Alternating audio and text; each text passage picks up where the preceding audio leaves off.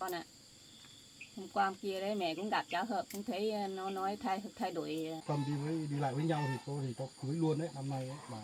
Nói thế thì cháu rất là tin tưởng ở bác, nhưng mà anh Hợp ấy, anh đấy nói thế chưa chắc đã làm được bác ạ. Trước thì anh đấy cũng đã hứa với cháu rất nhiều lần rồi. Con gái lựa chọn. Bây giờ cháu suy nghĩ đi, cháu đón được suy nghĩ lại đi.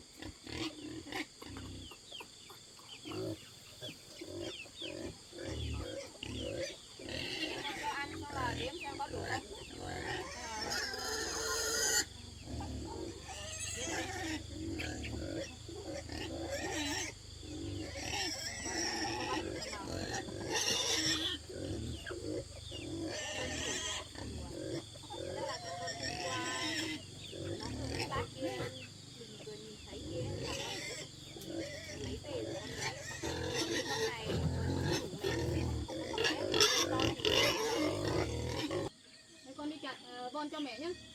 Mẹ nhóm lửa cho. Chặt thì nó cắm lửa.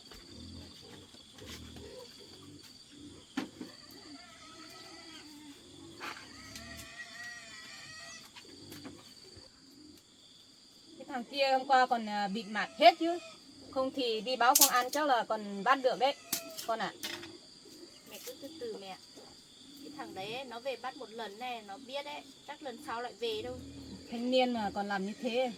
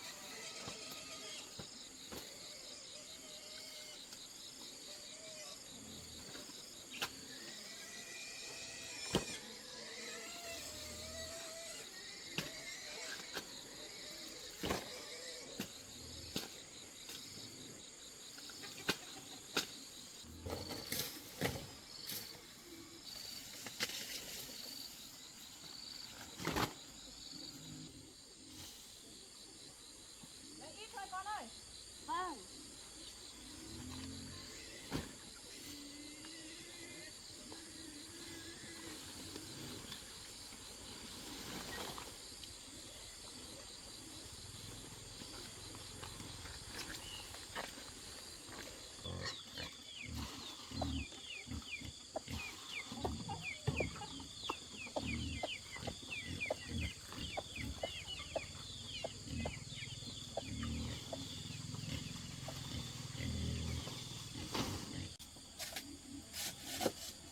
Con ạ. Mẹ nghĩ thế này đấy, con bảo nhất quyết không lấy chồng thì con thắt ở một mình như thế này, sau này thì có ai mà nuôi con. Mình cũng phải tìm những người phù hợp, mình cũng phải lấy chứ, sau này mới có con cái mình nuôi mình chứ. Mẹ cũng thấy rồi đấy, con yêu ai người ta cũng không thật lòng với con, nên là con chẳng dám nghĩ đến nữa mẹ. Mẹ biết rồi, mẹ thì biết để cho con thôi, để nuôi con lớn thôi, nhưng mà cái đấy tìm phù hợp cho con ấy thì cho con quyết định thôi. Con biết rồi mẹ. Trải qua mấy lần như thế, bây giờ tạm thời con cứ ở như vậy đã, sau này rồi tính tiếp. Mẹ thấy con cũng lớn tuổi rồi. Con biết chứ, con biết con có tuổi rồi, nhưng mà hầu như ai đến với con ấy cũng không thật lòng, toàn qua đường thôi mẹ. Họ toàn lợi dụng con thôi mẹ, chứ họ có yêu thật lòng đâu. thật lòng với con ấy thì con yêu mấy lần trước con cũng để cho có con rồi. Nên lần trước đấy con quyết định thì họ quyết định không lấy con thì họ đã đăng ký với con rồi, nhưng mà con cũng phải cho có con, xong là sau này có một đứa con thì nuôi mình. Nếu mà có con rồi ấy, thì một mình nuôi nữa, chẳng có ai nữa, khổ thôi mẹ. Khổ nhưng mà mình nuôi lớn thì sau này thì mình cũng có tương lai chứ. Con chẳng nghĩ đến đâu. Mình ở như thế này thì sau này sao mà có ai nuôi. Nhà còn chưa ra gì nữa. Nếu mà có con về thì biết sống thế nào được mẹ. Có con cái thì sau này con cái lớn thì cũng ủng hộ mình làm. Con không nghĩ như thế đâu. Mà con chỉ mong ấy, bây giờ gặp được người trước con đi công ty. Mẹ, trước con đi công ty ấy, con cũng quen được một anh. Bây giờ con chỉ mong là gặp lại anh đấy thôi. Thế con bảo đi công ty yêu cháu đấy, bảo ấy không phải cháu hợp à? Không phải đâu mẹ. Con quen anh đấy trước anh hợp cơ. Thế thì bây giờ nó lấy vợ chưa? Lâu rồi, chắc cũng lấy rồi mẹ. Gia đình anh đấy cũng hoàn cảnh. Thế không biết tên à? Có mà không nhắc chuyện đấy nữa mẹ. Bây giờ anh đấy cũng có vợ rồi. Thế thì carbon cho vào lên.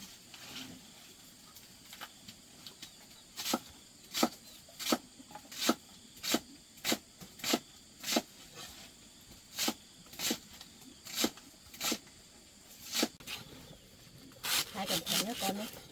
Thái cái đấy xong là đổ xong vào đây xong lại thái tiếp. Vâng.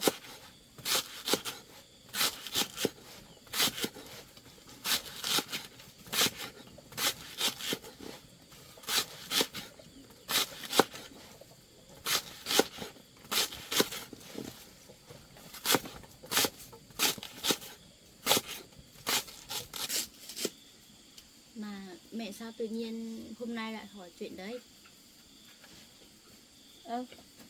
Mẹ không thấy con yêu ai thì mà hỏi thế thôi mà. Mẹ, anh hợp ấy cứ vào đây dục con bảo cho anh đấy một cơ hội. Nhưng mà con nghĩ là anh đấy chỉ nói thế thôi. Bố anh đấy ấy, lâu lắm con không gặp rồi, chắc là cũng không đồng ý đâu. Con ạ, hôm qua hôm kia đấy mẹ cũng gặp cháu hợp, cũng thấy nó nói thay đổi hết rồi. Cũng thấy nó nói chứng chặt. Giờ ấy con cũng thấy anh đấy thay đổi nhiều rồi. Nhưng mà ngày xưa anh đấy cũng nói với con như thế, có thấy làm được đâu mẹ. Hay là bây giờ cháu hợp cũng lớn tuổi rồi, nó cũng biết suy nghĩ lại xong là cũng làm được. Con không nghĩ thế đâu mẹ. Anh đấy đi làm ấy, ngoài kia bao nhiêu người có công ăn việc làm, còn không yêu, tự nhiên lại về yêu con. Hay là bây giờ nó bỏ được cái tính đấy là nó lại quay lại với con. Mẹ, con thà yêu người có hoàn cảnh, không có công việc. Chứ yêu những người có công việc làm ăn nhà nước ấy, thì sau này họ ra ngoài, họ nghe người khác nói này nói kia, nói nhà vợ không có việc làm ấy, thì họ cũng sẽ bỏ mình thôi. Để đấy không nói nữa, làm việc đi. Đã thế cho vào đây xong rồi đi lên trên nói chuyện xong.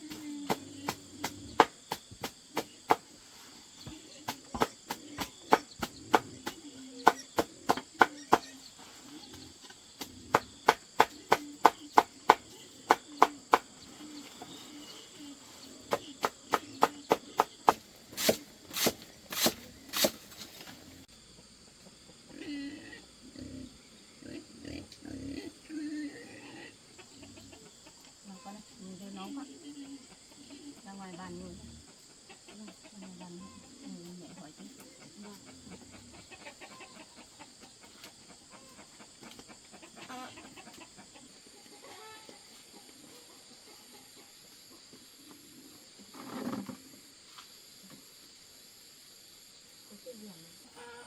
Mà con cho mẹ hỏi nhé. Gì hả mẹ? Mẹ hỏi này, từ trước đến giờ, trước con lấy Thành ấy cũng được 1-2 năm, sao mà không có con? Con kế hoạch hay là làm thế nào? Bọn con có kế hoạch gì đâu mẹ. Chứ sao không có con? Con cũng không biết được.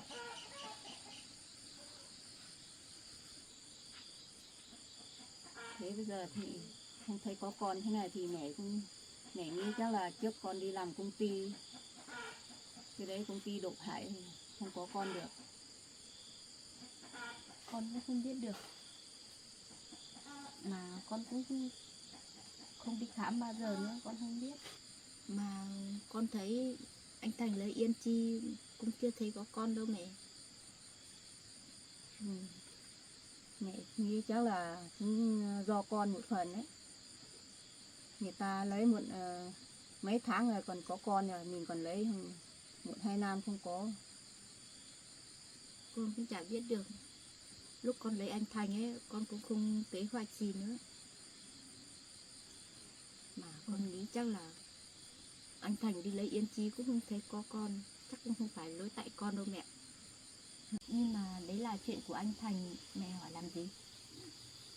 Mẹ không thấy có con thì mẹ hỏi thôi. Nhưng mà trước con đi công ty ấy, yêu cháu hợp đấy, cũng không thấy có.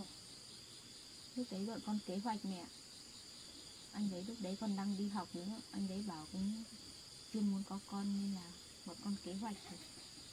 Hay là trước thì con cho có con chắc cháu đấy còn lấy con. Con nghĩ lúc đấy mà cho có ấy, thì anh đấy mà không lấy con ấy thì cũng khổ con thôi mẹ. Nếu có con thì cháu đấy vẫn có trách nhiệm hộ nuôi mà. Lúc đấy còn trẻ nữa con cũng không biết được. Nếu có thì bây giờ cũng lớn rồi. Khổ trước thôi nhưng mà bây giờ cũng lớn rồi. Lúc đấy lông bông nữa, tiền chẳng có nữa. Nên là bọn con kế hoạch nè. Thế con đi vào nhà nhóm bếp đi. Đảo cái nồi cán kia đi. Làm xong ra đây nói chuyện với mẹ nhé.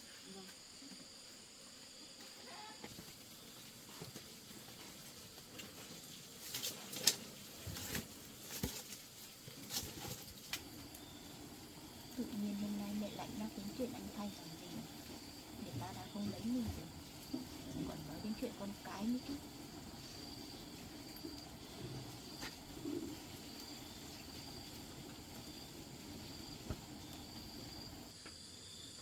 Chắc là cũng tại con gái mình thôi. Nó đi làm công ty. Cái công ty đấy là vô sinh mà không có con. Không thì chắc lấy bằng đấy nào mà không có con à. Chắc là mẹ sau này lấy ai cũng không có con được đấy.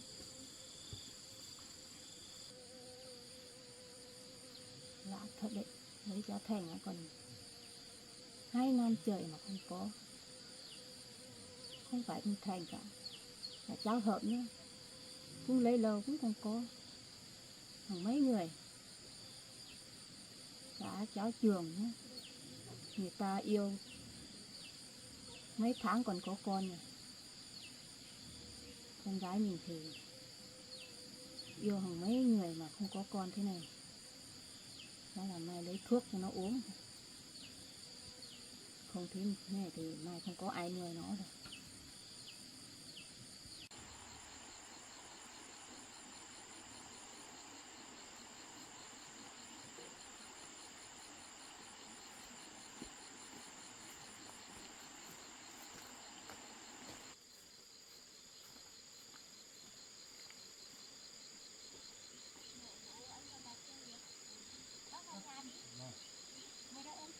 Vào đến lâu chưa?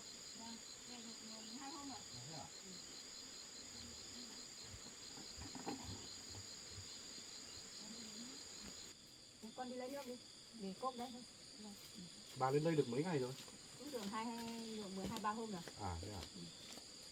Khoảng về thăm con gái. Ừ. Dưới cái giờ việc bà làm cái việc gì được? Nhà thì cũng không có việc gì làm đâu. À. Đi làm thuê người ta xong là đi trồng cà phê linh tinh thế thôi. Dưới cái trồng cà phê đấy. Ừ. Trên này thì toàn trồng lúa thôi. Lúa Dưới đấy. kia thì không có nước, toàn khô, toàn trồng cà phê với ấy linh tinh. Đợt này lên với con gái chắc phải ở lâu chứ nhỉ? Cũng ở mấy hôm. Mấy hôm thôi à? Ta này lên tháng 2 tháng chơi con gái về. Ở đây cũng lâu, thì khoảng cũng lâu lắm có lên đây. Cũng ở mấy hôm Hôm thôi nay là nghỉ tranh thủ đây chơi tí hoặc là lên đây. bà cũng lâu cũng không gặp ông. À, Thế thời gian này ông ở đây thì làm cái gì? tôi thì vẫn công việc thì vẫn đi làm ở trên cơ quan thôi. Bà ơi, vừa tôi cũng muốn nói chuyện với bà một chút, thì cũng nghe tin thằng Hợp thì nó về thì nó bảo là nó quay lại cái đón này, thì tôi muốn hỏi bà cho phép thằng Hợp đi lại với con gái nhà bà có được không? Cái đấy thì bà thì vẫn được thôi, nhưng mà cái đấy thì cho hai đứa thôi. Vâng. Cho Với hai tôi thì đứa cũng quan hệ với nhau thôi. với tôi thì tôi cũng muốn để nói cho nó rõ ràng hơn đấy, thì tôi muốn là bà để bà tác động lên con gái tí để nó đi lại với thằng Hợp. Bà thì cũng khuyên con gái rồi, nhưng mà con gái cứ bảo từ từ thì bà cũng không biết nói gì nữa. Cứ bảo là cho hai đứa đi. Thì nó đi cũng lại. tôi cũng nói nhiều thì nó cũng biết rồi, bây giờ thì nó cũng lớn tuổi rồi. Tôi thì cũng đang mong muốn con gái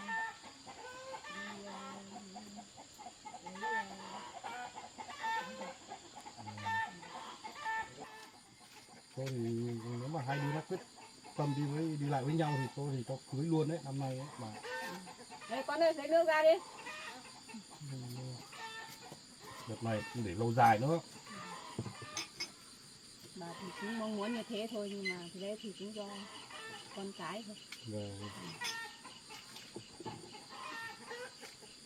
Cháu ơi, bác nếu nghe anh Hợp nó nói bảo là anh Hợp muốn quay lại với cháu này, sau này cháu có đồng ý cho Hợp đi quay lại không? Thì bác vào đây hỏi cháu xem có đồng ý không. Trước thì anh Hợp vào đây ấy, cũng nói với cháu rồi bác ạ. Nhưng mà cháu nghĩ là cháu với anh Hợp không quay lại với nhau được đâu ạ. Cái thằng Hợp nó bảo bác này mà nó ấy được thì bố tổ chức cho con, tổ chức cưới cho con luôn đi. Thế thì hôm nay bác cũng lên thì có mẹ cháu ở đây thì bác cũng bảo mẹ cháu rồi, thì nếu mà được thì bác cũng tổ chức cưới luôn, không để như ngày trước nữa. Hợp bây giờ nó cũng lấy đầu suy nghĩ lại rồi, nó không lừa nữa đâu. Thế cháu Hợp về đến nhà thì nói với ông như thế nào? Bây giờ con thì muốn quay lại với đón, cái định cưới cái đón thôi rồi, thế thì tôi hôm nay cũng mới mò lên.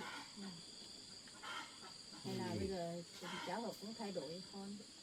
Thì cháu cứ suy nghĩ đi, suy nghĩ nếu mà ấy được thì bác cũng tổ chức luôn, cuối tháng sang tháng thì bác tổ chức đi cho hai đứa luôn. Bác cũng không nói nhiều nữa, giờ bác không để lâu nữa, thứ hai nữa là muốn tổ chức cưới luôn cho hai cháu. Để đợt trước thì Hợp với nó nhàng thì nó xảy ra cái chuyện đấy, bây giờ chắc nó suy nghĩ lại chắc không như này. Nói thật đấy, bây giờ bác thì cũng người lớn rồi, không phải là chỉ con với cháu thì cũng có tuổi rồi. Nếu mà nhất trí đấy anh Hợp thì cũng nói gió luôn cho bác để bác về bác còn biết chuẩn bị. Thế nên là bác thì bác là bố của anh Hợp, bác cũng có trách nhiệm, nên là cũng xảy ra cái chuyện gì hôm nay bác mới mò lên với cháu để nói chuyện, cả mẹ cháu đấy. Thế mà hôm nay ông sao không đưa cả Hợp vào đây? Hợp thì hôm nay nó đi làm rồi bà. Đi làm rồi. Không đi được. Bác ạ, cháu cũng muốn đồng ý lắm. Mà hôm nay cháu Hợp đi đâu mà không theo ông vào đây? Hợp hôm nay nó đi làm rồi bà. Đi làm rồi. Đi công việc của nó. Uống nước đi. Vâng, uống nước. Với cái việc như thế thì xem cháu đón thì có đồng ý không thì cũng anh Hợp thì anh Hợp đồng ý rồi, vì nó cũng lớn tuổi rồi, nó không làm như đợt trước rồi. Xem cháu có đồng ý không thì bác về, bác nói lại với nó. Hôm qua nó về bảo là bố lên nói chuyện với mẹ cháu đón đi thì tôi mới lên đây. Hợp nhà tôi thì hôm nay thì nó đi làm bà. Mà nó về thì cũng không có thời gian đâu, nó cũng đi làm việc nó suốt thôi. Đến nhà thì Có hôm nay công gọi, việc như thế thì hôm nay gọi kia gọi mà nghề y mà, nghề y là nghề cứu người cho nên là có thời gian. Làm cái việc đấy thì Vâng. không được ở nhà. Thôi bà cũng thông cảm với đón nhưng thông cảm cho anh Hợp thôi, vì anh Hợp công việc của nó thì nó không lên đây được, phải một mình bác lên. Và thì không sao. Ông ạ, con gái tôi đây cũng có tuổi rồi, nhưng mà tôi cũng muốn một đứa con rể rồi. Và con trai tôi cũng có tuổi rồi, nhưng nó còn hơn tuổi đón này đấy. Hơn thôi nhưng mà cũng con trai cũng không ấy đâu. Vâng. Thế cho nên thì thôi bây giờ mình, ý tôi là tôi cũng đồng ý thôi, tôi cũng đồng ý cho thằng Hợp nó đi lại với cái đón thì nó như thế nào. Giờ này chắc chắn là tôi phải cho nó cưới thôi. Bà thì cũng không biết nói gì đâu. Vâng. Cứ do hai đứa trẻ thôi. Nếu mà được như thế thì Bà cũng khuyên rồi nhưng mà vâng. sợ con gái lại bảo như ngày trước lừa thế nọ thế kia, xong là không dám thế thôi. Vâng, không cái chuyện này chắc không xảy ra rồi. Cố gắng không để cái chuyện này xảy ra, bây giờ tôi cũng tính hết rồi. Hợp thì bây giờ nó cũng có tuổi rồi. Trước kia thì đón thì nó cũng đi qua với thằng Hợp, nhưng mà không có chuyện gì xảy ra vì sao hai đứa nó lại bảo không đi với nhau nữa. Không thì bây giờ cưới xong lâu rồi bà.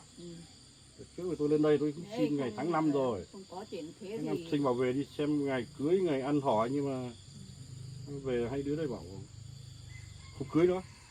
Không rắc rối thì bây giờ Nó thành rồi, bây giờ cưới xong rồi. Bao nước đi bà ấy.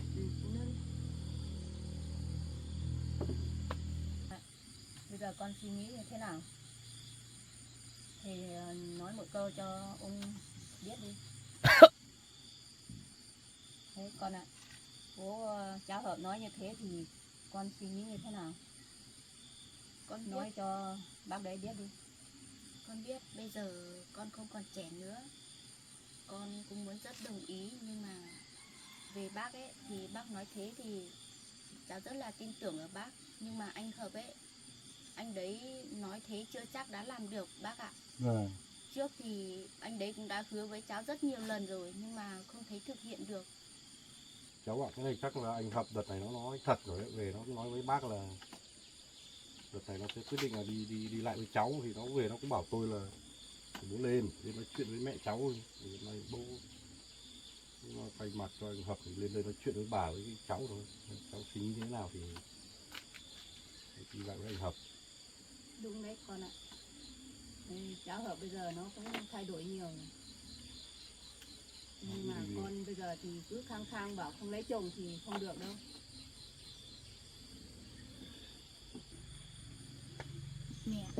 Mẹ là người sinh ra con thật, nhưng mà về chuyện tình cảm của con ấy thì để con suy nghĩ đã. Anh Hợp ấy, anh đấy nói như thế thôi, cứ nói vội vàng thôi nhưng mà cũng chẳng thực hiện được đâu bác ạ. Cháu nói thì cũng đúng, nhưng mà theo bác ấy, anh Hợp đợt này là chắc nó cũng yêu thật rồi. Thì tôi thì cũng là bố của Hợp, thì hôm nay thì tôi cũng thay mặt cho anh Hợp ấy để nói thật với cháu là đợt này là không để hai đứa bỏ nhau nữa, bà nhé. Vì tôi thì tôi cũng, thằng Hợp nhà tôi thì bây giờ nó cũng lớn rồi, nói thật sự là nó cũng không phải trẻ con nữa, không phải bố không sắp đặt nữa. Đợt này nó khác về, nó bảo tôi là quyết tâm đi lại với cái đó. Bây giờ bà thì tôi mới cũng thấy cháu Hợp cũng thay đổi nhiều hơn rồi. Tôi nó biết suy nghĩ rồi, nó không đi chơi bời như ngày xưa rồi. Thì đúng là Hợp nhà tôi thì cũng đem một đứa về. Bà Đứa về thì về thì bà cũng thấy mà. Và đứa cô làm cùng cơ quan, nhưng mà đứa đấy thì nó có người yêu rồi, bây giờ bỏ rồi. Đấy, nên là thôi bây giờ thì cháu thì cũng suy nghĩ lại đi, chắc là anh Hợp đợt này nó không lừa cháu đâu. Thì bác cũng bố của Hợp thì bác cũng có ý kiến như thế, nên bà với cháu đồng ý không, thì nếu mà đồng ý thì tôi về nó cũng chuẩn bị là nên tổ chức bà cũng ở đây cũng nên làm ăn cái lễ ăn hỏi, xong rồi cho hai đứa nó đi lại. Bà thì không biết đâu, thì cứ cho con gái lựa chọn. Thế bây giờ cháu suy nghĩ đi, cháu đón để suy nghĩ lại đi. Thì bác không như ngày xưa nữa, bác bây giờ cũng có tuổi rồi, cũng muốn có cháu, có con dâu để Bác đấy nói thế là đúng rồi. Nữa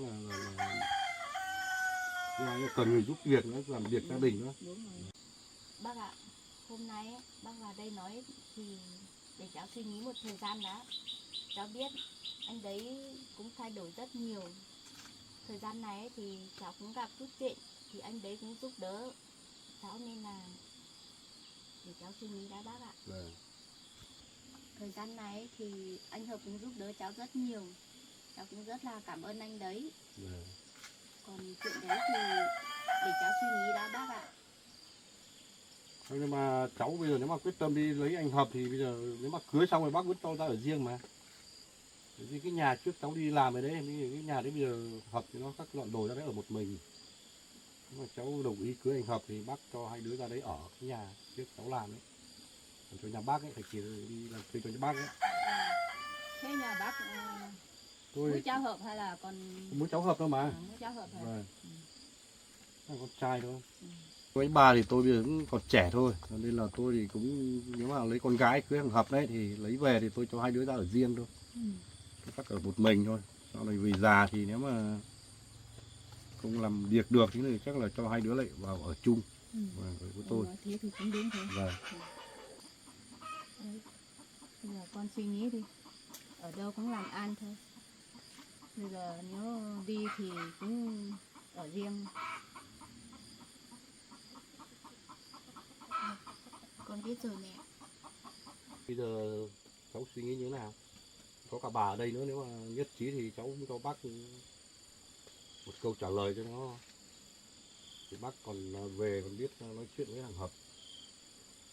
Bác ạ, chuyện này thì để cháu suy nghĩ đã.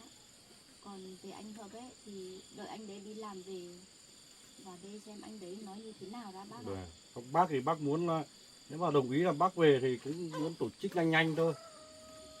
Đó, bây giờ là cũng không để lâu nữa bà. Ông với bà thì muốn Không, bây giờ mình cũng người lớn thôi. người Người lớn lớn với rồi. nhau nhưng mà cái tìm hiểu là của con, nhưng mà trách nhiệm tôi thì tôi vẫn phải có trách nhiệm. Bà thì lại ở dưới kia cũng ở đây. Thế thì thôi bây giờ hôm nay thì bà cũng ở đây và con đón thì cũng là con của bà thì cũng mong muốn là thôi đón đồng ý đi. Ý thì về tôi cũng nói chuyện với thằng Hợp là tôi thì Bà xếp thì thời cũng, gian thì tôi cũng lên để nói chuyện. Bà thì cũng khuyên con gái rồi nhưng mà Chứ con không gái bây giờ thì cháu bà- đón ở một mình ở đây thì bà ở dưới kia thì cũng Đấy, không đảm bảo. bà cũng phải lo cho con gái mà. Chính Con vì gái thế thì hôm mình nọ ở này có đây. cái chuyện xảy ra, cái chuyện tôi không biết thằng Hợp về, thằng Hợp nói cho tôi biết mà. Tôi mới bảo thằng Hợp là thôi bây giờ cũng đó ở một mình rất là nguy hiểm thì thôi cho, nếu mà cưới nó thì thôi đi tổ chức cưới luôn, thì hôm nay tôi mới lên đây. Có cả bà tôi nghe bà lên đây. Thế thôi bây giờ nói chuyện hết rồi nhưng mà cháu suy nghĩ nhá. Vâng. Bác chị bà hôm nào đi xuống tôi chơi. Vâng, hôm nào Thế đã. thôi xuống đây chơi. Hôm nào phát xuống chơi. Thế tôi xin phép về nhé bà nhá. Cháu nhá. Vâng. Suy nghĩ nhá. Vâng. Thì cho bác sớm thì bác còn biết nhá. Ông cứ về đi. Tôi về với Bà bà. thông bảo con gái. Vâng.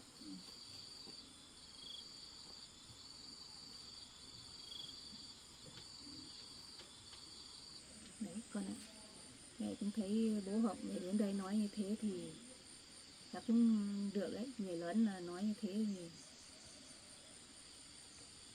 Thì bố anh đấy thì cũng nói thế rồi, nhưng mà con chỉ sợ ấy, sau này con mà với anh Hợp đến với nhau, lấy nhau rồi thì anh đấy đi ra ngoài thấy con không có công việc gì làm ấy thì anh đấy thay đổi thì sao mẹ? Thế bố Hợp nói như thế thì chắc chắn rồi. Nó cũng về nói bố như thế. Con cũng không biết được, đợi anh đấy đi làm về xem thế nào đã. Chứ bây giờ con cũng cần phải có thời gian suy nghĩ nữa, vì đây là chuyện cả đời của con mẹ. Thế bây giờ con cứ suy nghĩ đi. Nhưng mà mẹ thấy cháu Hợp cũng thay đổi nhiều rồi. Nhưng mà bây giờ con cứ suy nghĩ lại đi.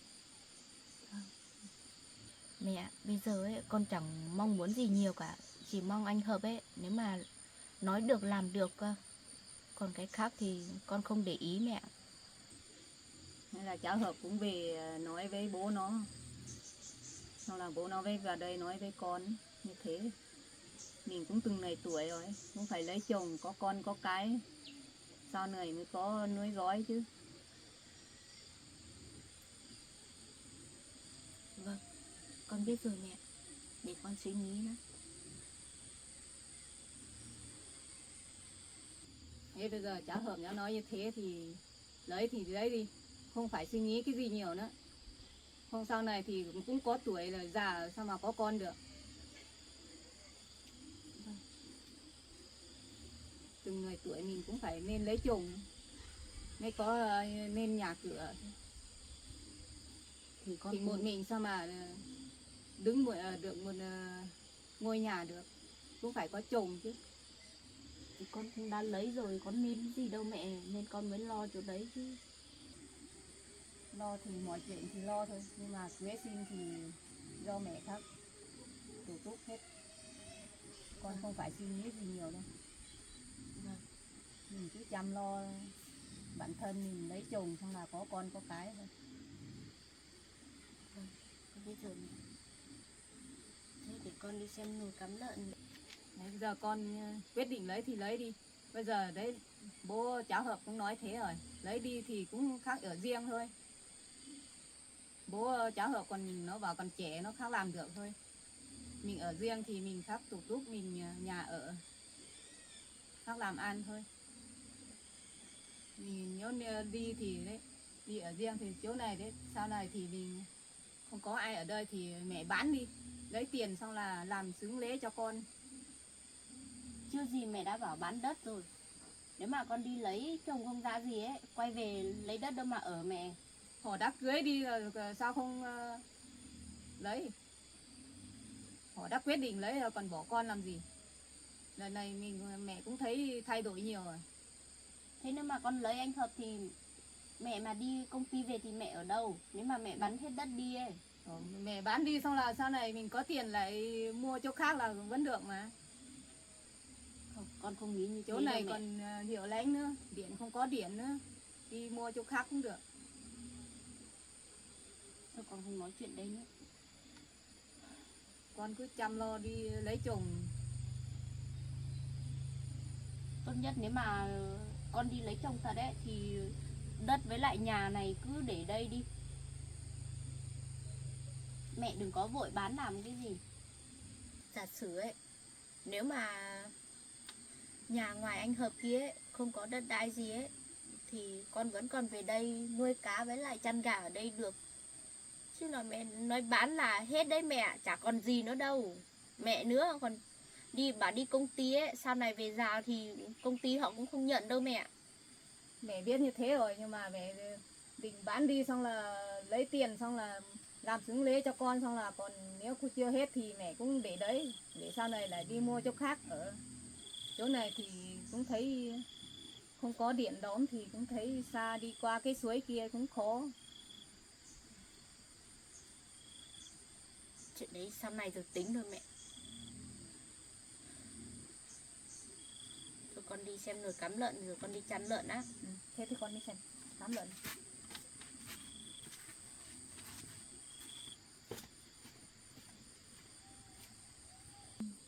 Con chẳng cái cả, mình nói không nghe câu nào, cứ bảo là người ta không nên. Bố cháu Hợp á còn vào đến đời nói như thế rồi còn bảo không nên. Chắc gì mình đã nên hơn người ta nói như thế. Chuyện chưa đâu vào đâu mà đã bảo bán đất rồi. Lúc nào cũng vội vàng như thế. Lúc trước ấy, cái mảnh đất đấy ở gần mặt đường, điện đóm đường đi lại sướng như gì. Còn bán đi mà trả cho mình 1.000 nào, lấy hết đi cho bố dượng. Bây giờ á, đòi bán đất ở đây á, còn lâu mình mới cho bán.